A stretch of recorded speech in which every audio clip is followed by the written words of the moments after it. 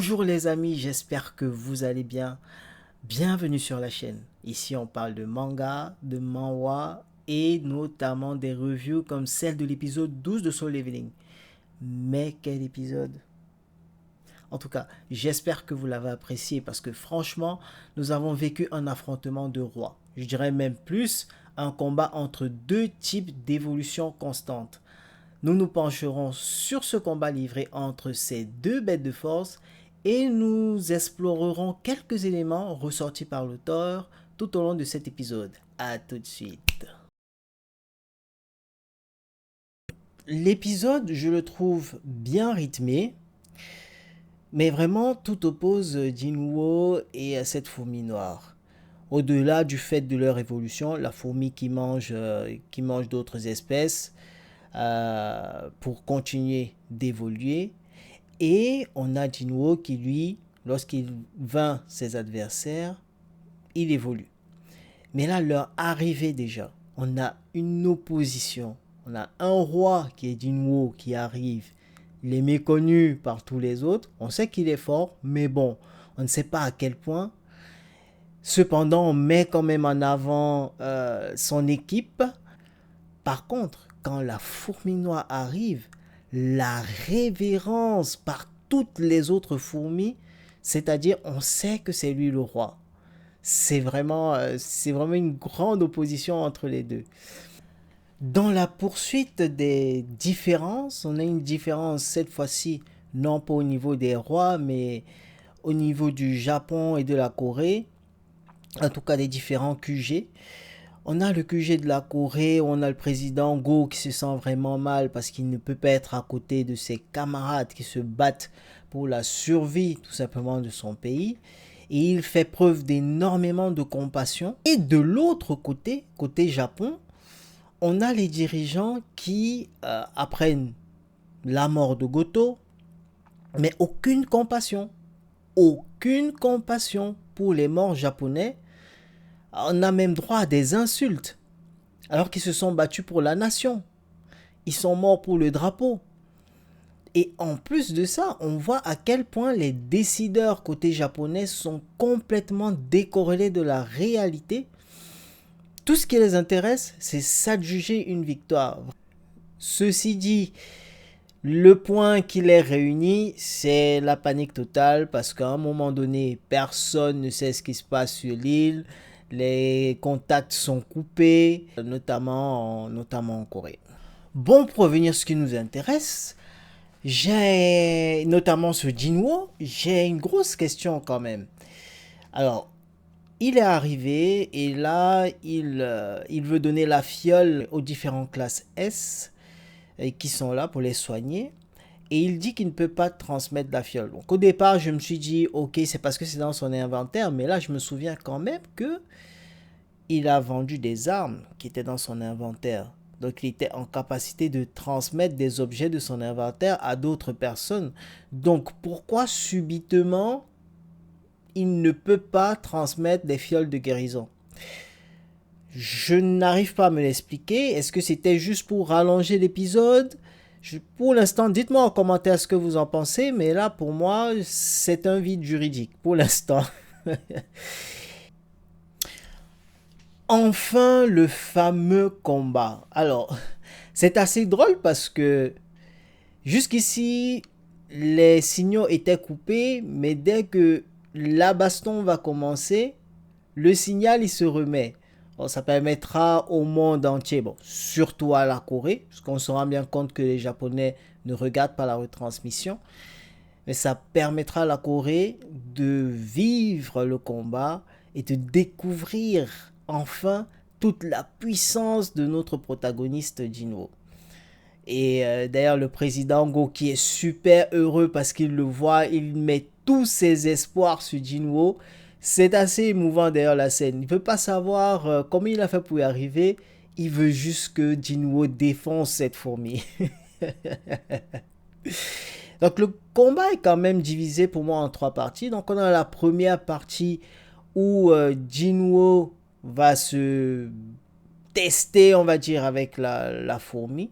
D'ailleurs, on voit bien que Jinwoo est très prétentieux. Alors là, je pense qu'il est vraiment serein par rapport au point de compétence qu'il a acquis contre Baran, ce qui l'a rendu extrêmement fort. Parce qu'on a un grand échange de coups entre Jinwo et la fourmi, mais on voit bien que Jinwo commence à dominer la fourmi. J'aime énormément sa façon d'utiliser le pouvoir du dominateur. Cette main virtuelle là, c'est vraiment magnifique. D'ailleurs, la fourmi se sentant dominée, elle va utiliser son aiguillon qui est rempli de poison. D'ailleurs, Jinwo va bien esquiver l'aiguillon, parce que je pense d'ailleurs que c'est cet aiguillon qui coupe les différentes têtes. Donc il sera quand même blessé. Mais bon, on savait et on sait depuis un bon moment que Jinwo, il est immunisé. Alors, j'avoue quand même que j'ai été un peu sur ma faim. Alors, j'étais très content du combat. Par contre, ce qui m'a dérangé, c'est le fait qu'on ne sent pas notre protagoniste en danger. En fait, il y a un équilibre, mais on sent qu'il domine la fourmi. Et quand même, quand on voit tout ce qui s'est passé, comment la fourmi a dominé les autres classes S, je me serais attendu à quand même un certain challenge, quoi. Mais il était plutôt à l'aise. Et la seconde partie du combat, là, les deux acteurs veulent en découdre. Ils veulent que ça se termine le plus vite. Jinwo, notamment parce qu'il souhaite sauver la chasseuse Chae, donc il veut gagner en temps. Et la fourmi, elle veut passer à autre chose. Donc j'ai beaucoup aimé l'animation, qui était vraiment belle. Le combat est rythmé, ils se rendent coup pour coup pendant un bon moment. Ça me plaît parce que il y a quand même un équilibre entre les deux pendant un moment. Et d'ailleurs, c'est ce que je pensais, que cette fourmi qui continue d'évoluer et en mangeant les rangs S, qu'elle utilisait leur pouvoir. Donc j'en ai parlé lors de ma revue sur l'épisode 11. Donc si vous ne l'avez pas vu, n'hésitez pas à aller la revoir. Voilà, le lien dans la description. Et elle utilise magnifiquement la glace. Ça, j'ai vraiment trouvé ça très stylé. Et d'ailleurs, partant de ce postulat, vu qu'elle continue d'évoluer en mangeant les classes S, elle a mangé Goto. Donc, elle devrait être encore très forte. Et quand même, elle a mangé cette classe S. Hein, ça fait un très bon repas. Et ça a fait une grosse évolution. Donc, je m'attendais quand même, du coup, avec tous ces éléments, à avoir un match plus disputé que ça. Donc je me demande un peu où veut nous mener l'auteur. Je pense que c'est vraiment pour nous montrer qu'on est passé à un autre stade, un autre niveau de puissance, de degré de puissance. Et ce qui expliquerait d'ailleurs les propos du père de Jinwo, qui disait que malgré le nombre de classes S, la menace qui arrive est très grande. Donc je fais directement le lien. On a quand même eu un échange équilibré entre les deux. Et on voit Jinwo qui commence à surpasser la fourmi, en vitesse. J'ai énormément aimé aussi la transformation de la fourmi. Quand on débute dans cette phase, dans cette deuxième partie du combat, c'était vraiment, vraiment stylé. Les effets de lumière, la trace de lumière pour nous montrer combien ils vont vite. Et d'ailleurs, alors je sais pas vous, mais le son, la musique, pour un fan de Shingeki no Kyojin comme moi, je vous assure que là, j'ai retrouvé des traits de Shingeki no Kyojin. J'ai eu un frisson, quoi. Le poil s'est levé. Bref, c'était bien fait, c'était bien animé, et l'échange était équilibré. C'est surtout ce que j'ai aimé, même si ça n'a pas duré.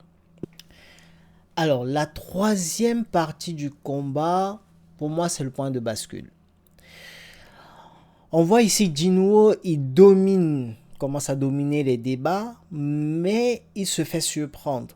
Donc, comme quoi, même si on est fort, même si on est sûr de soi, il faut toujours rester sur ses gardes.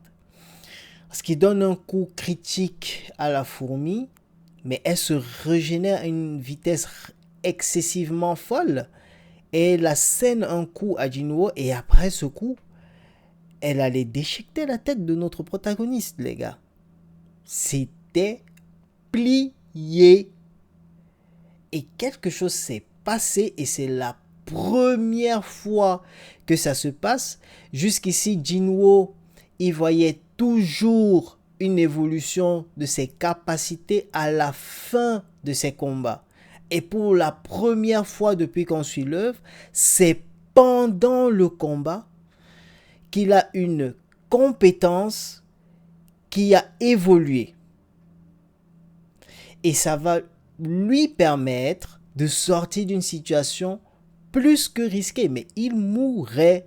Là, la fourmi, elle arrachait sa tête. Donc, on a le Fatal Strike qui était déjà au niveau maximum, qui a évolué à une autre compétence qui est devenue mutilation.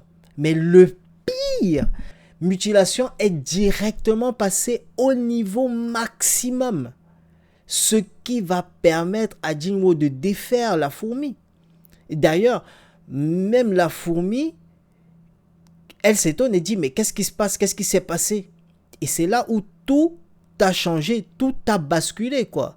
Le moment où tout a basculé. Donc là, on voit une intervention du système. En fait, c'est quoi les réelles intentions du système? C'est the question, les gars. Bah écoutez, c'est tout bénef pour Jinwoo, parce que là, c'était la mort assurée. Et c'était la défaite pour tous nos classes S. Par la suite, Jinwoo, il ne va faire qu'une bouchée de la fourmi. Hein. C'est là. J'ai eu un moment de tristesse pour elle. Mais bon. Il fallait bien que ça arrive pour la survie de l'espèce humaine. Dans un dernier élan de désespoir, on a le cri de la fourmi noire vers les autres fourmis pour lancer l'assaut final. Mais Jinwoo il a annihilé quoi, cette dernière action, la dernière contre-attaque des fourmis.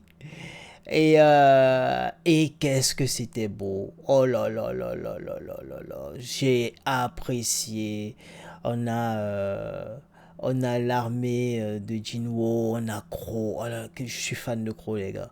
La façon de gérer le feu. Oh, et d'ailleurs, c'était assez drôle d'entendre la fourmi, après avoir tué Byung-sung, et qui s'est exprimée sur le verbe fuir, notre fameux verbe.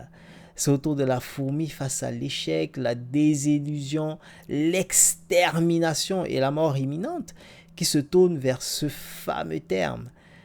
Alors là, elle a essayé, en tout cas, elle a essayé de fuir pour survivre et évoluer encore, mais Jinwoo ne lui a pas laissé le temps de faire. Et il en a fait qu'une bouchée, les amis.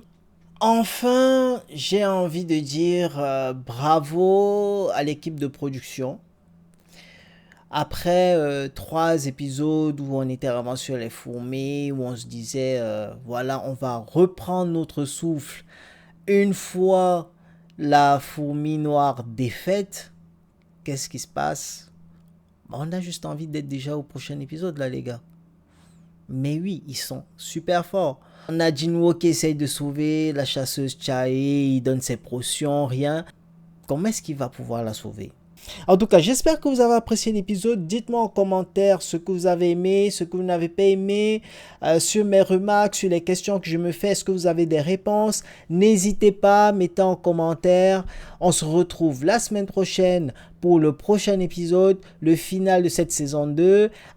Ciao, bonsoir.